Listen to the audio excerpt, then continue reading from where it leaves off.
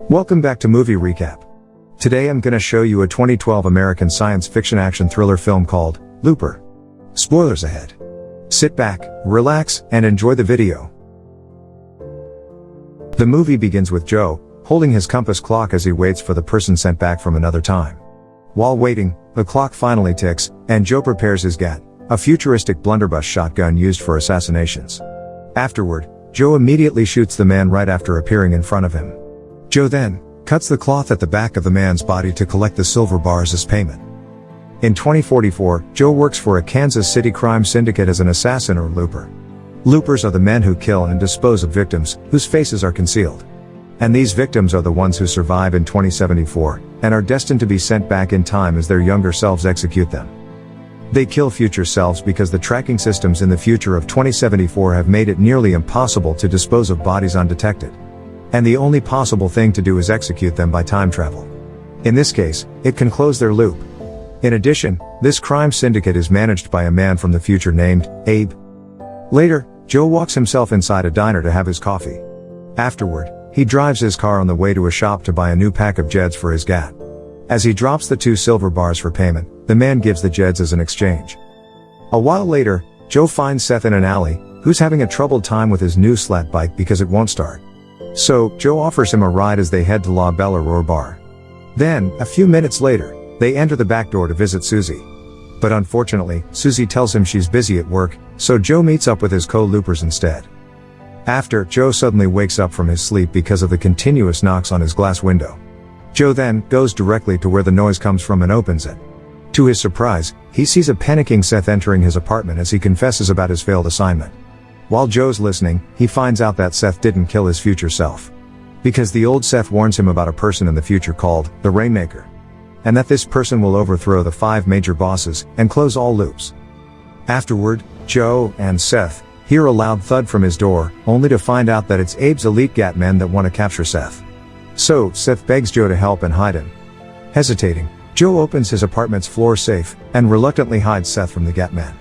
Afterward, Joe opens his door, and Kid Blue aggressively enters while pointing out his GAT to find any trace of Seth. Unfortunately, he fails.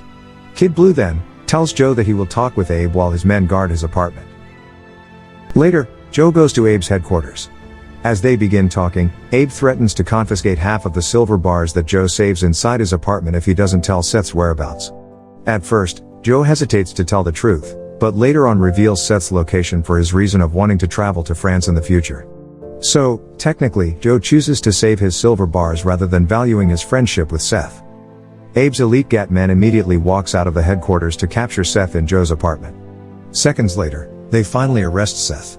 Then, they mercilessly cut an address into his arms and sever his body parts. Meanwhile, these effects suddenly appear on old Seth's body, so instead of escaping, the old Seth goes to the tattooed address on his arm.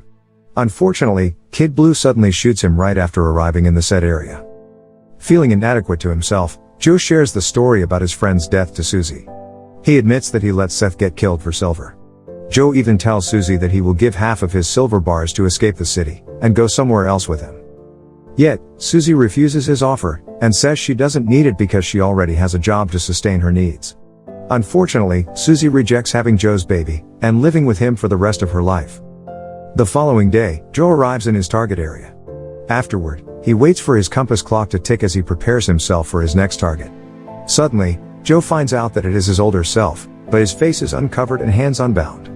To his surprise, he immediately shoots old Joe, yet he fails to kill him as the old Joe throws a gold bar to his head and beats him out to escape. A while later, Joe wakes from unconsciousness and sees a letter taped on his shirt saying, "Hop a train out of town and run." Yet, Joe ignores it and quickly returns to his apartment. A while later, Joe arrives at his apartment, only to find out that the GAT men are ransacking his apartment's floor safe and looking for his silver bars. So, Joe swiftly runs toward the location and starts fighting with Kid Blue by trapping him inside the floor safe. Afterward, he deals with the rest of the GAT men as he tries to escape. But he suddenly falls off a fire escape and blacks out. In another timeline, Joe does kill his older self. Using the silver bars he saved on his slog from the crime syndicate, he takes Abe's suggestion to move to Shanghai. Then, after migrating, Joe becomes a hitman to finance his drug addiction and wild lifestyle. Since Joe's running out of bars, he chooses to be violent to survive. Eventually, he meets the love of his life, and marries her. Because of his wife's help, Joe breaks his addiction to drugs, and changes himself. But then, 7 years later, a sudden event occurs where captors trespass their house, and kill Joe's wife. Afterward, they capture Joe to close the loop. Upon their arrival, Joe manages to overpower his captors, and sends himself back to 2044. He then begins his plan by altering his history, and evading young Joe to escape with him. Going back to the year 2044, old Joe experiences vague memories of Joe's actions in the present. He feels like whenever young Joe is getting hurt, so does he. Later, old Joe buys himself a medicine pack in a convenience store. Afterward, he finds Joe going back to his apartment. Without any choice, old Joe saves his younger self from getting killed. Then, old Joe kills the last Gatman, and curses Joe for his unwise moves. Meanwhile, Abe and his elite Gatmen plan to capture the old and young Joe. On the other hand, old Joe searches the numbers written on his hands using a local library's advanced computer. Afterward, he prints the location of 3 babies that he suspects as the Rainmaker. The following day, old Joe meets his younger self at a diner. Afterward, he sits at the table to talk to his younger self. While feeling the intensity of each other, a young lady arrives and asks for their food. Afterward, old Joe begins sharing his knowledge about the future with Joe. After that, he tells his plan to alter history again by killing the Rainmaker as a child. By that, old Joe will save his wife from death. As Joe listens, he sees a map from old Joe that he takes out from his pocket. The map acquires the identities of the Rainmaker. However, Joe begs to disagree with old Joe's plans. Then he finds out that old Joe desperately wants to do it because he wishes to save his wife from the future. As the intensity gets higher between them, Joe says it may be a complicated situation for him, but they both know that it has to go down. And that he can't let old Joe walk away from the diner alive. Old Joe then dares to take his gun out to take his life. But Joe ignores to follow his dare, and continues hearing more words from old Joe. Later, Joe finds out that old Joe's wife gets killed by the captors. But then, he says that none of his situations concerns him. So, older Joe says that it's going to happen to him, yet Joe interrupts him, and says that Joe will marry another woman so that it won't happen to him. Joe even asks to see her pictures to ensure he won't meet that woman, but old Joe refuses to follow his favor. Eventually, Joe triggers him more until they both ensue a gunfight inside the diner. As the gunfight ensues, Kid Blue and the Gatmen appear. Eventually, they target old Joe, but fail to capture him after running through the field. Afterward, Kid Blue realizes that they also need to catch Joe. So, Kid Blue runs and tries to get him, but Joe also escapes. Fortunately, both Joes escape with pieces of the map. Later, Joe follows the location from the map until he finds himself on a farm where a woman named Sarah lives with her young son, Sid. Meanwhile, Sarah suddenly hears an unusual noise outside her house, so she stops cooking and fixes her door. As she closes the door in her kitchen, Sarah sees Joe outside. Sarah grabs her shotgun beside her, and threatens Joe to go off the shrubs without hesitation. But Joe refuses to show his face and hides inside. Evening comes, and Joe feels that he needs to withdraw, but he tries to calm and prevent himself from collapsing. But then, he suddenly sees Sarah outside holding a shotgun, and is about to shoot a man. Joe thinks that Sarah's in trouble. So, giving him no choice, Joe saves Sarah from getting in trouble with a beggar who seeks food. Afterward, Joe throws up while Sarah slaps him to get in his senses. Sarah then asks him when was the last day of his withdrawal. After that, she gives Joe water to freshen up. Meanwhile, Sid finds out that there's a man outside their house. The following day, Joe finds himself getting handcuffed after waking up. Then Sid, on the other hand, informs Sarah that he's awake. So, instead of preparing for their breakfast, Sarah immediately walks out, and checks Joe in the barn while she's holding a shotgun. Afterward, Sarah gives Joe the key to uncuff himself. However, Joe refuses to leave her farm, and gives Sarah the map. Sarah then grabs the paper and reads it, only to recognize that the numbers on the map are Sid's birthday, and the location of the hospital where he was born. Without hesitation, Sarah shoots Joe 2 times. As Sarah loads her ammo, she asks Joe about his intention. Joe then says that time travel isn't invented yet, but in 30 years, it will be used by big criminal syndicates. Sarah, who's listening, interrupts Joe. She guesses Joe is a looper, and Joe agrees. As Sarah calms down, Joe tells his guest that old Joe will kill all 3 children born at that hospital on the same day, not knowing which one will become the Rainmaker. Then, Joe continues explaining that once old Joe killed the Rainmaker, he never would have been sent back, and that he'd vanish while getting back with his wife from the future. Meanwhile, old Joe mercilessly shoots his first suspect outside his house. Afterward, he suddenly cries after killing an innocent child. Days after, Joe keeps his word to protect Sarah and Sid, while waiting for old Joe's arrival. Joe then realizes that his relationship with Sid is getting closer, and he feels that Sid's getting more comfortable with him.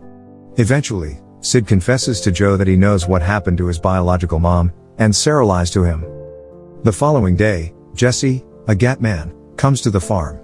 He tries to enter her house by asking for some water, and her family members living in the house. Without a choice, Sarah follows his favor, and talks to him afterward. Meanwhile, Sid and Joe successfully hide using Sid's grandfather's tunnel. Later that night, Sarah and Joe begin coupling as Sarah finally reveals that she has above-average telekinetic powers. By that, she means that even Sid adopted the power through genes. Technically, Sarah is the sister of Sid's biological mom, and she knows how to control Sid's abilities to prevent using it. Sarah's trying to get Sid out of trouble because his powers are even more potent than her. Joe wakes up and suddenly finds Jesse holding Sarah at gunpoint in the morning. Afterward, Joe tries to talk in peace with Jesse to release Sarah, but Jesse accidentally points out the gun to Sid right after seeing him upstairs. Sid then suddenly falls downstairs, and Joe tries to catch him. However, Sid only receives a minor injury. Terrified, Sid kills Jesse using telekinesis while Sarah pushes Joe to go outside and save themselves. After, Joe realizes that Sid will become the Rainmaker, and that old Joe will know about it. As Joe shouts, Sarah explains everything to him, but Joe pushes her, and asks if Sid is the one who killed her sister. Suddenly, Sarah starts panicking because she doesn't want Sid to be killed. Sarah then explains that Sid was climbing a bookshelf and fell. And after that, Sid gets scared and explodes, killing his mom because of his uncontrollable powers. Convinced, Joe tells Sarah to go to the city with Sid as soon as possible before old Joe finds them. Meanwhile, Kid Blue captures old Joe and takes him to Abe. However, old Joe breaks free upon their arrival at Abe's headquarters. Old Joe then becomes aggressive and kills Abe and his henchmen. After, old Joe goes to Sarah's farm to kill Sid. But little does old Joe knows, Kid Blue escapes from the headquarters and follows him. And despite being shot on his right leg, Kid Blue still drives the slat bike to kill both Joes. However, he fails to kill them as Joe manages to kill him first. The movie ends with old Joe catching Sarah and Sid on the road. Panicking, Sarah quickly orders Sid to run while Joe is still far from them. While running, Joe begins shooting them as he runs, too. Unfortunately, Sid witnesses Sarah getting shot, so Sid suddenly stops running and walks towards her. And when a bullet grazes Sid's face, he abruptly activates his powers again, but before he can react, Sarah immediately calms him down. Sarah fears Sid's reaction because he might kill her as well. So, Sarah sends Sid into a cane field as she positions herself to block old Joe's line of fire. Then, on the other hand, Joe sees them from afar, and realizes that Sid will become the Rainmaker if old Joe kills Sarah. So, to end everything, Joe commits suicide by shooting himself to erase old Joe's existence. Luckily, Joe saves Sarah and prevents Sid from becoming the Rainmaker. Thank you for watching. Subscribe for more videos like this to help the channel out. Have a nice day.